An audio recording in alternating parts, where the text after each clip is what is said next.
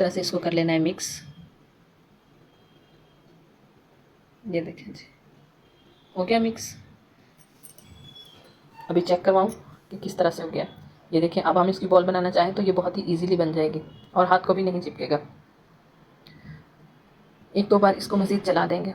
अब हमने जिस पानी में रखना है उस पानी में भी हमने अच्छा पानी डाल के उसमें बर्फ़ के टुकड़े डाल दिए हैं, या कि आप चिल्ड पानी ले लें। इसको साफ़ भी करना होता है ना, ताकि इसमें दूध या लस्सी वगैरह, अगर आपने दही लगाया तो फिर वो लस्सी रह जाएगी, अगर आपने उसमें दही नहीं लगाया तो फिर वो दूध ही रहेगा। इसलिए हमें उसको साफ़ अच्छे से करना होता है। तो अब हम इसको बाहर निकाल लेते हैं। तो वीडियो हमने ज़रा भी स्किप नहीं की ताकि आप इसको इजीली घर में बना सकें। जब तक हम इसको बाहर निकालते हैं तब तक आप हमारे चैनल को लाइक कर लें, सब्सक्राइब कर लें और बेल आइकन को भी दबा दें, ताकि हर आने वाली नई वीडियो सबसे पहले आपको मिले। ये बिल्कुल फ्री होता है, इसके कोई चार्जेस नहीं होते। ये आपकी तरफ से हमारे लिए हौसला अफजाई होती है। तो आप इसी तरह से इसको